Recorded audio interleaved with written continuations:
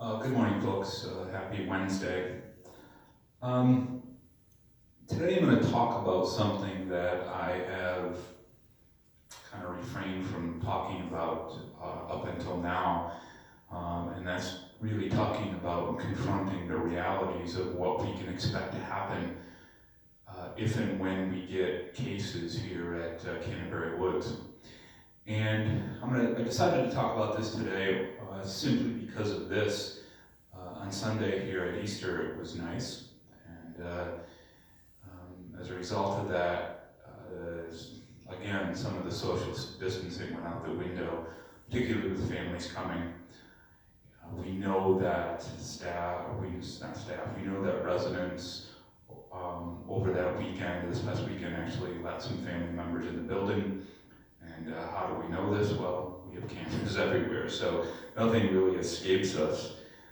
This fact, and the fact that even though you've heard me up here beg and plead to observe the social distancing, is really kind of what leads me to the discussion today, and certainly it's disappointing that with all the information that's out there, that we still have some folks that aren't really inclined to observe that, or don't think it's serious enough to apply to them. So the question is, what can you expect to happen if there's cases here at Canterbury Woods? And I say this not because I'm speculating, because I'm not. I think, as I mentioned last week, Canterbury Woods, as of today, we still don't have any confirmed cases throughout either of our communities. And we are one of, last Monday there was only 3 of us in the state that didn't have cases of all the retirement communities. I don't know where that stands now. All I know is that as of today, we don't have any cases. But, so what can you expect? Well, the first thing you can expect if we have a case at Canterbury Woods is, outside of me telling you, which I will, you can expect panic. And again, I don't say this lightly, and I don't say this to scare anybody. I'm just telling you what will happen, and I know this will happen because this is the feedback. This is exactly what is happening at the other communities and other nursing homes and organizations throughout the country. So the first thing you can expect is panic, and it'll be panic from the residents, both whether it's in independent or within the health center. And obviously us working very, very hard to assure the residents that we are trying to control the situation and keep them safe and so on. So that's what you can expect, a lot of communication around that issue. But something that you may have not thought of that you can expect is panic from the staff as well. So what I can tell you what will happen is that when we get cases here at Canterbury Woods, whether it's in independent or within the health center, at either community, certain staff members will just stop showing up for work.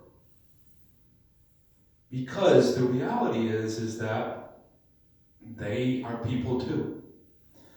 And as you're hearing, they're working very, very hard for you, but when they have to face a decision of work or getting sick or bringing that illness home to their family, then it becomes a different decision for them. And that's what's happening throughout the entire country. And obviously, as employers, we'll have to confront that. But keep in mind, and I've talked to you about this, our staff members, they have their own issues, folks. They might have their own health concerns. Their families that they're going home to might have their own health concerns. As an employer, we have to work through that with them. We certainly have to be sensitive to that, but at the same time, obviously, we have to have staff here to take care of the residents, here in Independent and in the health center. But staff will stop showing up for work. It's inevitable. And what will happen there, it will make life harder for everyone. It will make life harder for the residents that are still here, and it'll make life harder for the staff that continue to show up, because we're going to have to continue to be creative with how we staff the organization, how we provide the services, et cetera, et cetera. That is the reality. And those are the things that we have contingency plans for, but who knows? And I don't know what that looks like until it happens. So, and of course, on top of that, on top of panic, on top of the staff panicking and not showing up for work, there'll be media coverage, and we'll be in the media just like every other organization, and a long-term care organization in the country right now, being reported on and judged and unfortunately picked apart by the media for things that are almost uncontrollable. But that's the reality. That's what we're expecting. That's what we're planning for.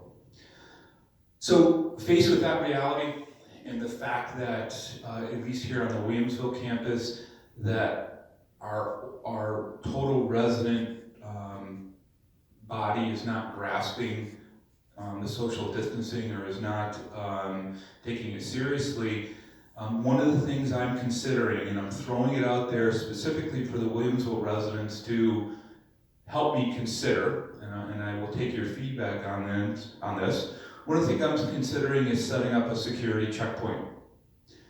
And really what we would be doing is we would be blocking off the secondary entrance to our campus, so everybody would have to come in the main entrance to our campus.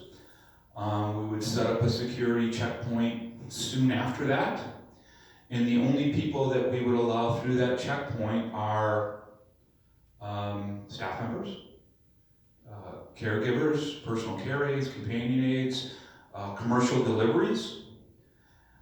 So for guests, family members, those type of folks, if they had something to drop off, they could drop them off at the security checkpoint, and we would then deliver that to our residents rather than having to come thoroughly on the campus. But they would not be allowed to get by.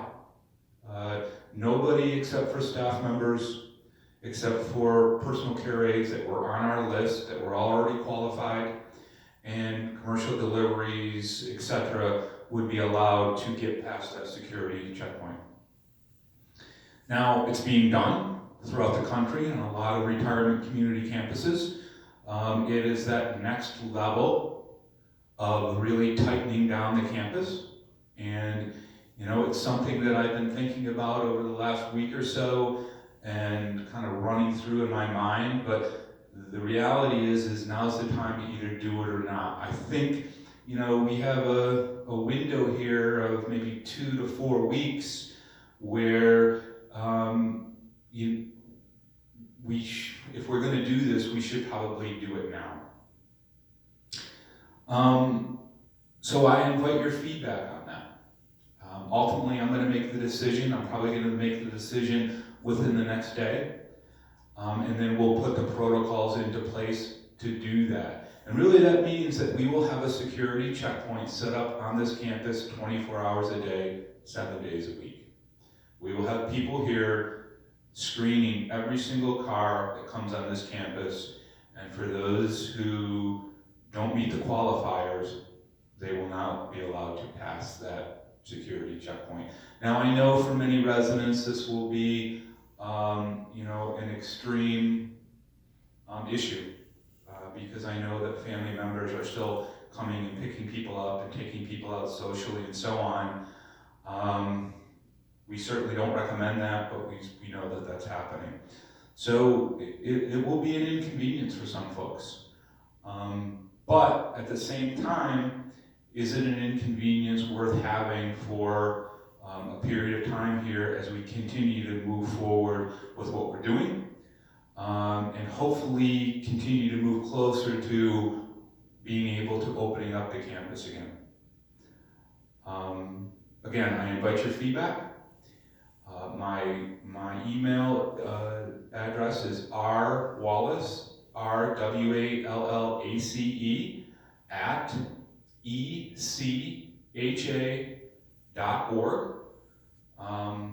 Please give me your feedback, give me your thoughts, but it is something that I'm considering, and I'll make a decision on this within the next 24 hours.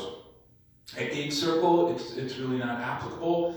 There is only one way in and one way out at Gate Circle for the residents, so and for family members. So it's just a different setting. So we don't really think that it would apply there. But here is a more open campus. We have 62 acres. We have multiple entrances and exits to the campus. That's the decision on the table. Thanks, and we'll talk again on Friday.